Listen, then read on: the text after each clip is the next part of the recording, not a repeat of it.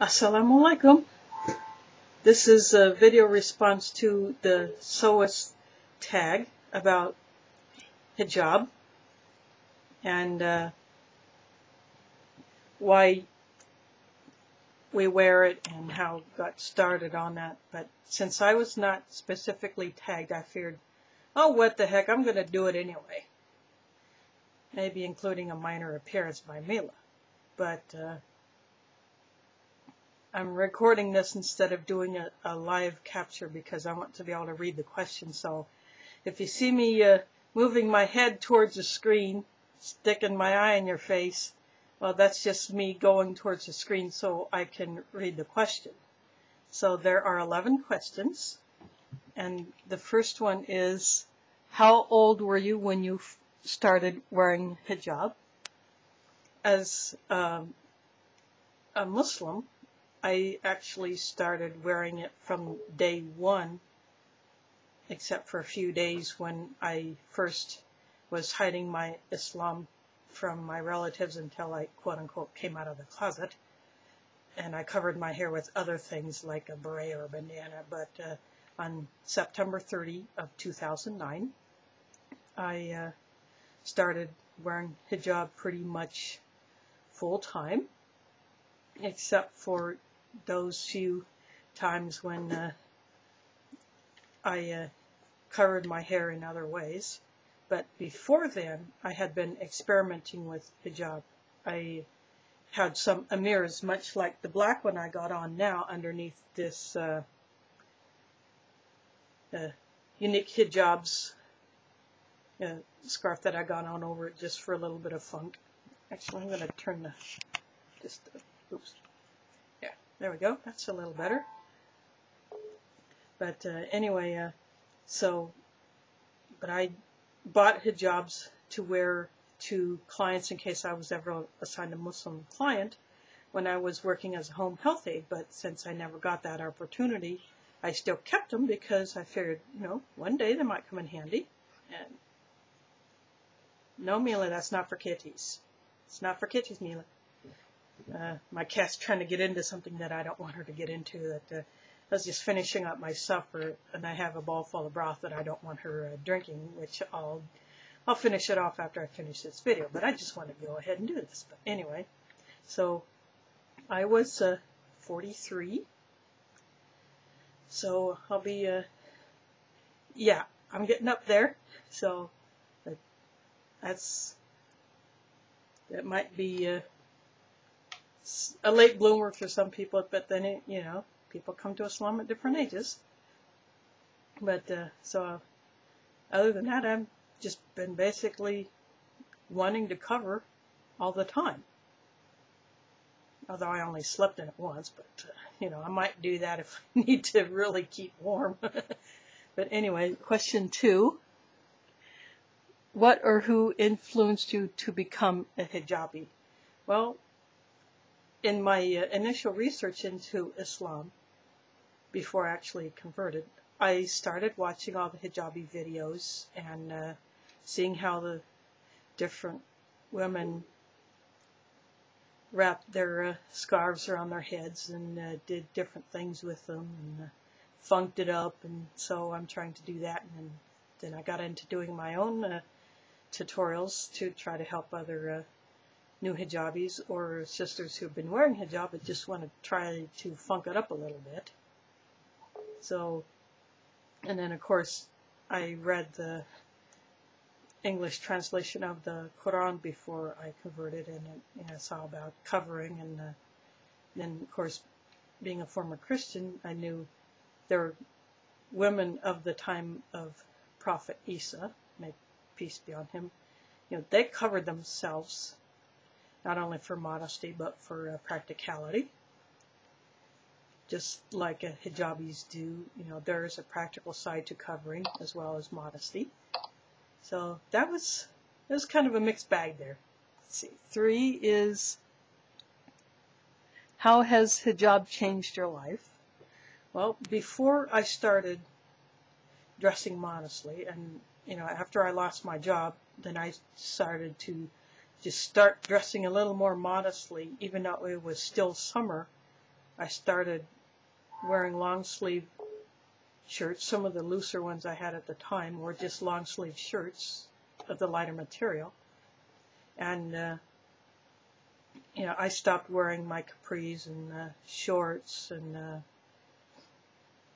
of course I had been wearing socks. I very rarely went sockless, simply because my feet get dried out, and if I wear flip-flops in the heat, or in some of my shoes without socks, and I get blisters, and I don't need that nonsense.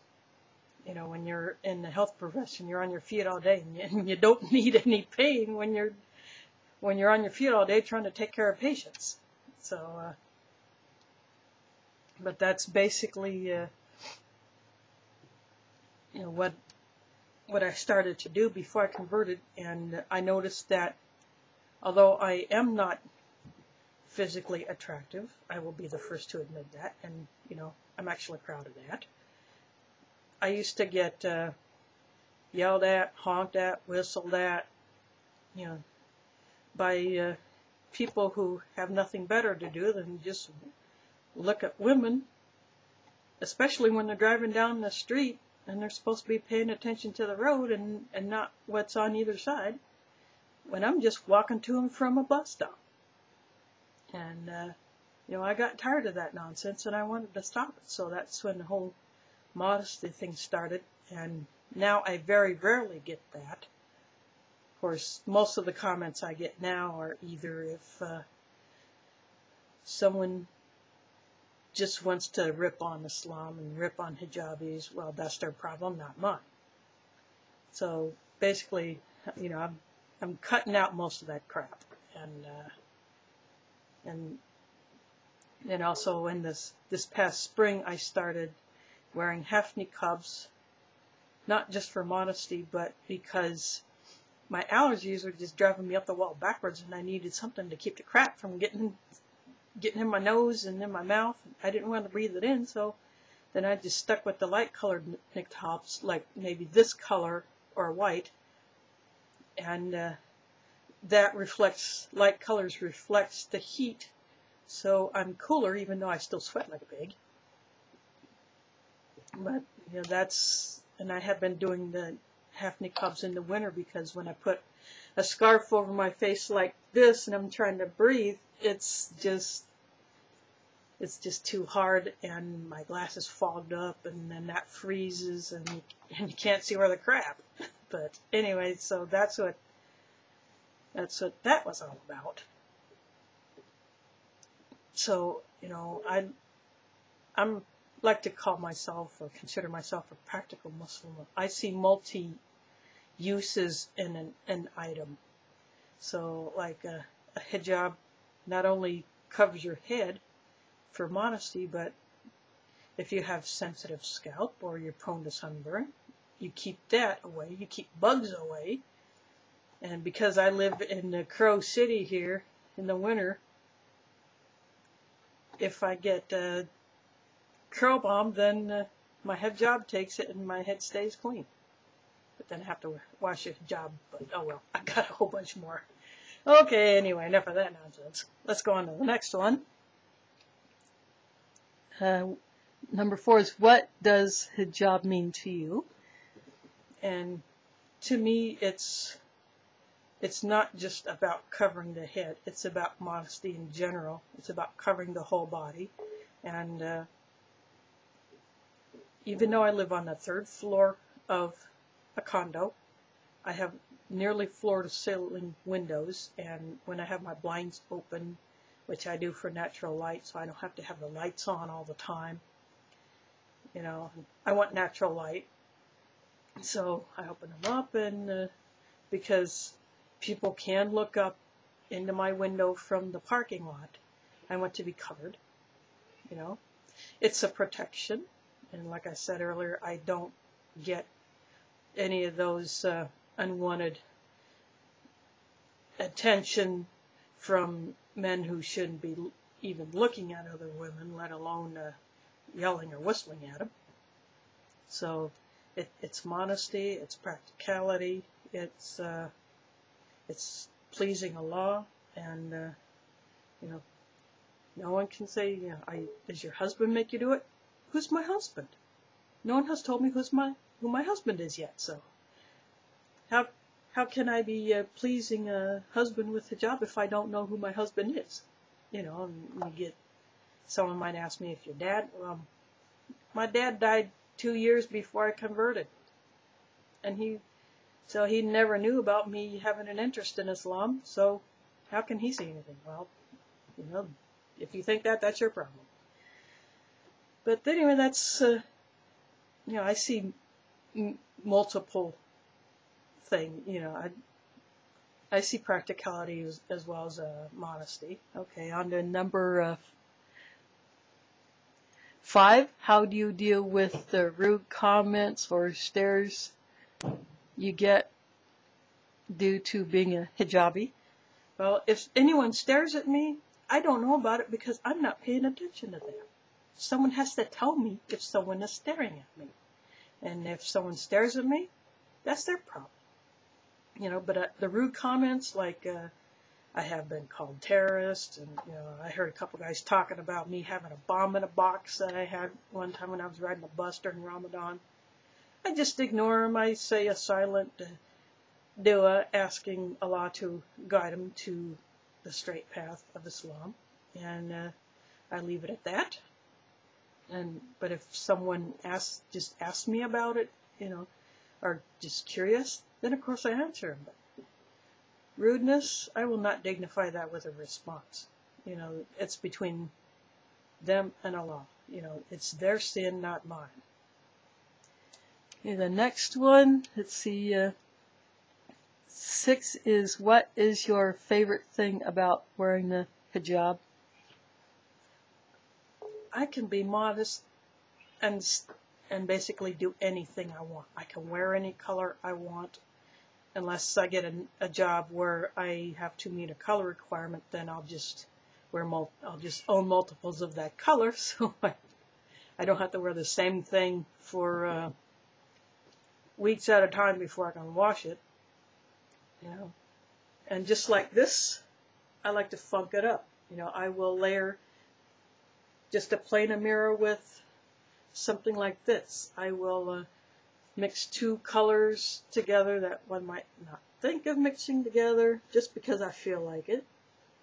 I might mix it up with an undertube. I don't like the tube laces. They don't feel right on my head, so I just don't bother with them. And, you know, I wear glasses, so I have to be able to find something that I can easily put my glasses on, and when I go outside in the sun, I put my shades on over my glasses because I got to have these thick things on. But I like being able to mix it up with hijab, or sometimes if I want, I just throw a plain one on. You know, I cover myself. You know, I mean, I'm at home, I'm covered, and I'll stay that way after I'm done making the video. I stay covered after I get done with my Isha Salat. You know, it's cold here, so even though I got a little heater on, I don't want to turn up my thermostat any higher because I don't want to jack up the bill for the condo association. So I stay covered in the winter to I'll put a couple layers on, keeps me warmer that way, you know. And a few abayas, a few jilbabs, a few khimars. They're good for keeping you warm in the winter. Mila, and my cat again. Okay, let's see. On to the next one, which is 7. What is your hijab must have? And I would say a variety of underscarves, whether it be the bone or bonnet type that you tie behind your head, or a mini version of the samira, or even like just a full length samira under another scarf if you want to layer it up, or the tube type underscarf of various lengths. I'd like to find some more longer ones, and I I have an idea on that one. Like the long neck buff or neck tubes, the microfiber ones that are really thin and stretchy. They're about, let's see, that long, you know. A good variety of underscarves. You can have different colors, prints, fabrics, thicknesses, you know, so you can increase the variety of your head covering wardrobe so you don't have to wear the same thing all the time. And if one gets dirty and you go back out later, change it up and you're out the door. You know, it's that easy. So that's my must-have, is a variety of underscarves. See, number 8, what advice could you give to a new hijabi? I would say, like the Sewest has said, start slow and learn about different ways to wear hijab. Watch videos like those of us who have done it a few times have done, like not just my videos or Amina's videos or Asma's videos or any of the other ones. And now Unique Hijab, she's starting doing tutorials, so to go along with her line, which this came from. This is from Unique Hijabs, and I won it in a contest, by the way. But anyway, that was another video a while back when I blurred about this. But watch videos, learn, take your time, pray about it. You may not be an instant, immediate hijabi like me or some others. You may have to take your time with it. But more importantly, be comfortable. Change it up with the season, like the Sewest said.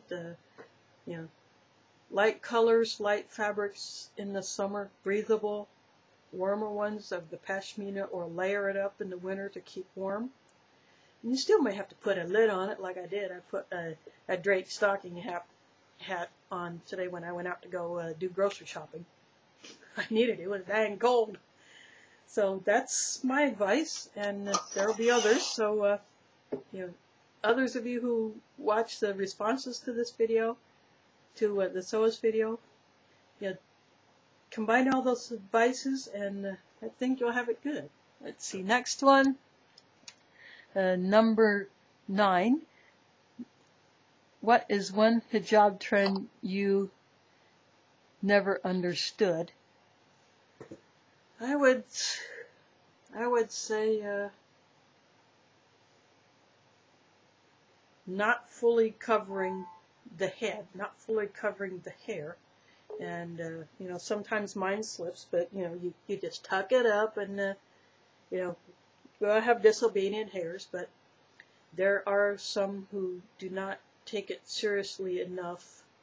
You know, they just kind of loosely toss it on their head like a fashion statement, just, you know, instead of for modesty.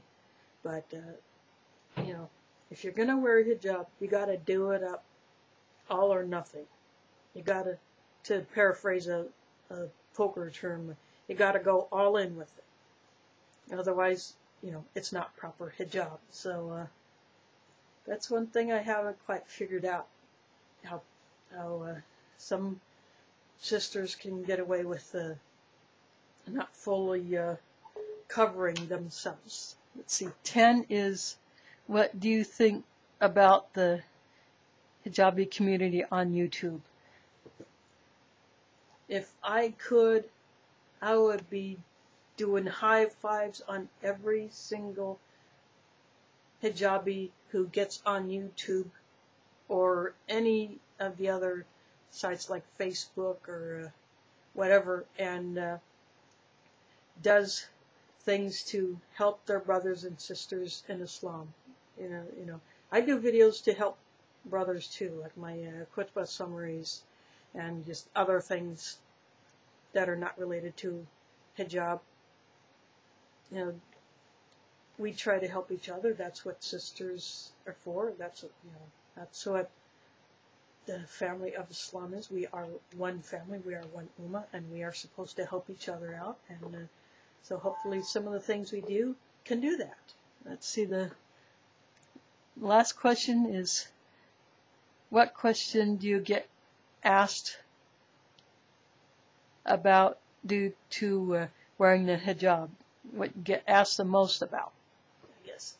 Well, more often than not, I get asked about my citizenship status, where I'm from.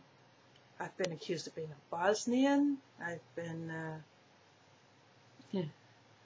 although I don't know where they get that idea. But they think, white girl, she must be Bosnian. I'm actually a Polska. Well, that's close enough for government work, I guess. But that's what I get questioned most about, is where I came from. And I say, Omaha, Nebraska. And then even then I've had a few ask me if I'm a citizen. And I think, I better check that out. So, am I a citizen? I mean, my ancestors have been here since the early to mid-1800s. Maybe I'm still not qualified. Maybe I should go try to apply for a green card. Last attempt a couple months ago, failed. But maybe I'll try it again, I don't know. But anyway, I get asked about my origin, and so that's what I say. And I guess apparently being born in the U.S. to, citizens, descended from citizens isn't enough to qualify you, so. But that's it, and I will upload this, and hope you enjoy it, and assalamu alaikum, do widzenia, and miałs from